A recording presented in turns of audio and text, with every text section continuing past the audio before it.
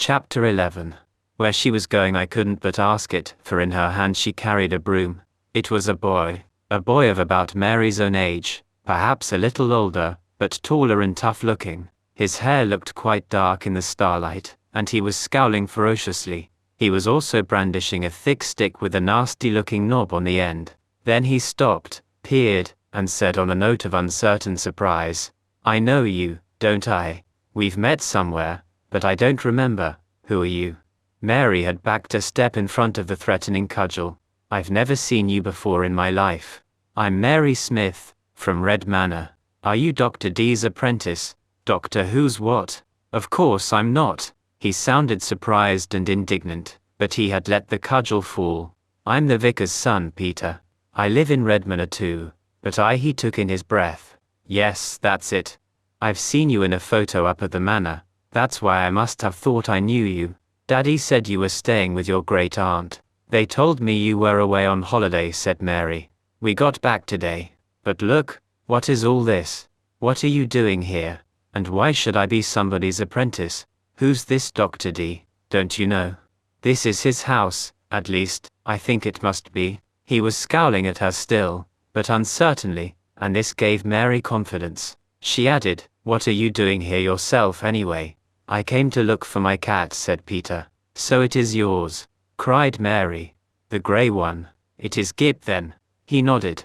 "When we got back, Mr. Spencer said Gib had disappeared a week ago, and they hadn't seen him since. We've looked everywhere all day. Mother and Daddy said he must have gone astray, but I knew he would never do that. Then I found a note under one of the plant pots in the potting shed. It said, I know what it said. It was a receipt for one familiar for transformation experiments." Said Mary. The boy stiffened, and the cudgel moved again as his grip tightened. "Then you were a witch." I didn't think they were real, but when I saw you, I'm certain I saw you come flying in over that wall, and there's the broomstick to prove it. And I suppose this Dr. D of yours is a wizard as well, if you thought I was his apprentice." He swung the cudgel up, and took a step forward. "I promise you, if you don't give me my cat back." "Please," said Mary, backing again. "I'm not a witch, honestly. I just got mixed up in it, the same as you, because my cat disappeared as well, and as a matter of fact I've found them both, and transformed them back again. I found a book of spells and—" "Do you expect me to believe that?" demanded Peter. "Where are they then?" "There," said Mary with relief, as the two cats, their fur once more sleek and shining, strolled out of the shadows onto the grass. "Gib," said Peter. The cudgel thudded down on the grass, and he snatched the cat up, hugging him. "Where did you find him?"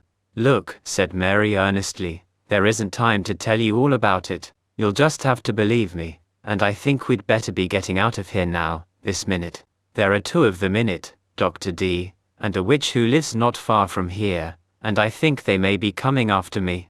They're dangerous, I don't have to tell you." She stooped and picked Tib up. "So let's hurry, shall we? I'll tell you all about it on the way." But the boy didn't move. "That's the whole point," he said. "We can't get out. The walls are smooth as glass and there aren't any trees, and the gate's locked." Mary looked around her. He was right. Dr. D's house stood in a square garden which was surrounded by a very high wall. There was not a tree, not a creeper, nothing by which the walls could be climbed, and even in the starlight she could see the enormous padlock on the gate. "But how did you get in then?" "Walked in," said Peter bitterly. "I thought I heard Gib mewing inside the walls, so of course I came straight in.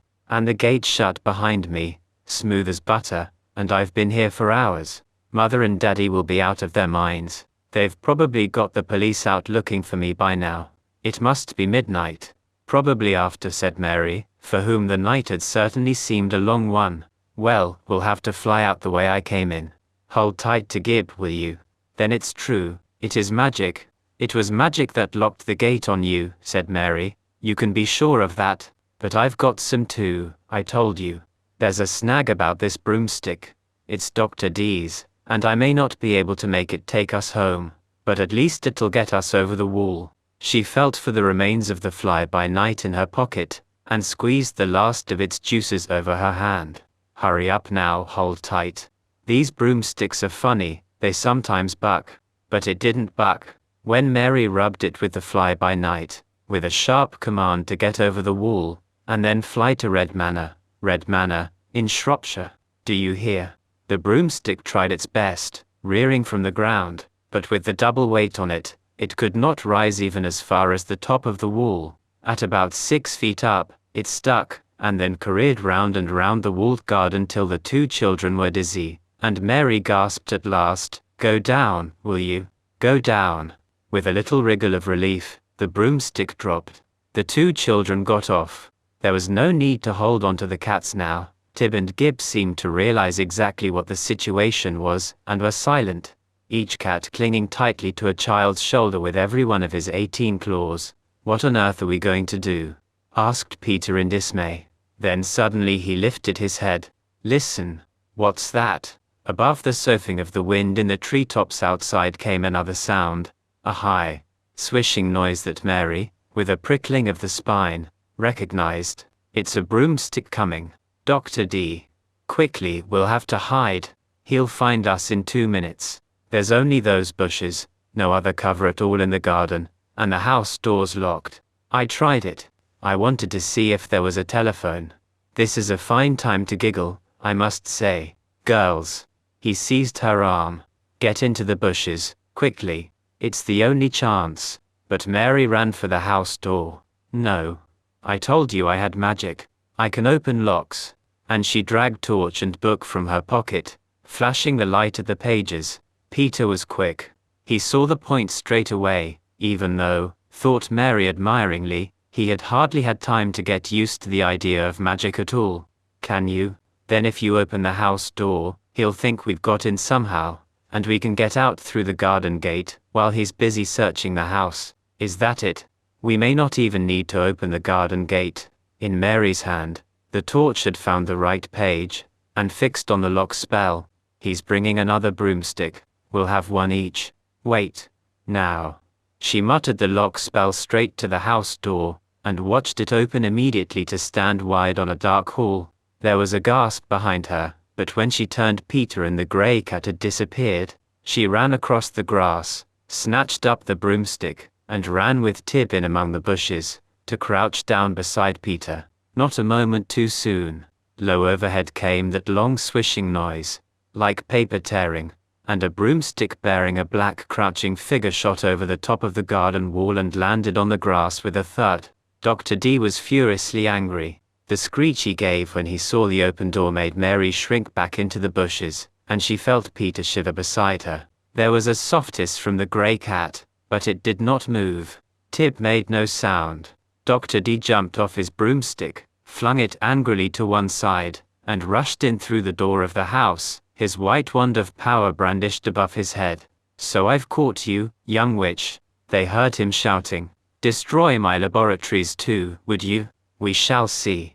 Gormbridge or no Gormbridge, professor or no professor, we shall see." He was searching the house. From window after window, as he searched, they saw the flickering green light from his wand. The children watched it. It appeared suddenly, at an upstairs window. Then it faded. Peter said softly, "He's at the back of the house now. Come on." They ran out onto the lawn, and Mary picked up the broomstick the doctor had flung aside. She could feel it quivering with apprehension. Or could it be rage? "It's my own little broomstick," she whispered, excited and relieved. "And it knows the way home. Here, you take Dr. D's. If it will only follow mine." But it would not. As Peter took it, it gave a jump and a buck, and tore itself free from his hands. It vanished after its master into the dark doorway of the house. "It'll go straight to him," exclaimed Peter in dismay. "He'll know for certain you're here. Quick, Mary, get on your own broomstick and go now. He doesn't even know I'm here. I'll be all right. And in the morning." But Mary was already running for the gate. "Well, go together, or not at all. We've got magic, we'll manage somehow. For tonight I'm a witch, just as he says." And indeed, it seemed that she was. She had, in her haste, let go the little broomstick, but it came cantering alongside her. She did not even need the torch and the book for the lock spell.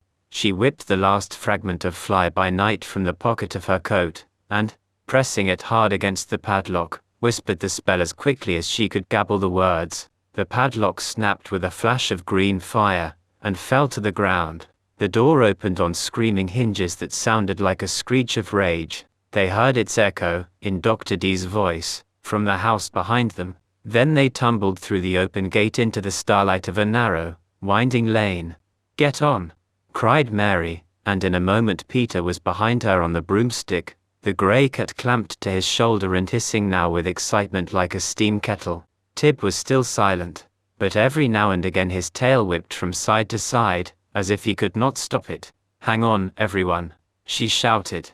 "Now, dear little broomstick, please take us all home to Red Manor," and she rubbed her fly-by-night hand down the shaft of the broom. You could feel that it was an effort, but the little broomstick tried very gallantly. It heaved itself into the air under the double weight of children and cats, and surged up 3 feet, 4 feet, 5. At about 8 feet it leveled off, and began to race. The tops of the high lane hedges were just level with their knees. Now and again the branches of trees loomed up in the dark and whipped at them. They lay as low as they could, holding on tightly. It seemed this was as high as they could get, and at this height the sensation of speed was infinitely greater than it had been through the limitless air or over the wide seas of cloud. Both children were soon breathless, and Mary heard Tib begin to swear to himself as he clung rocking to her shoulder. The lane was full of curves, and the broomstick went swooping round them, banking to right and left like a swallow flying. It was terrifying, exhilarating, and very uncomfortable, but they were on the way home, and, providing they met no obstacle more than 8 or 9 feet high, they stood a good chance of getting there.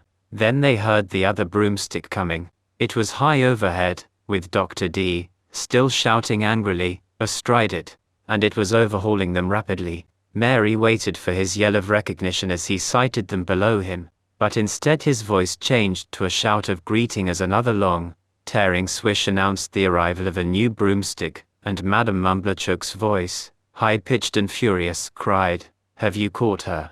Craning her neck, Mary could just see the two of them high above, shadows flying against the windy stars. Green sparks streamed from the wand of power. It lit the figures of Madame and Dr. D, crouched low on their racing broomsticks, peering around, peering. Any minute now, thought Mary, they would be seen.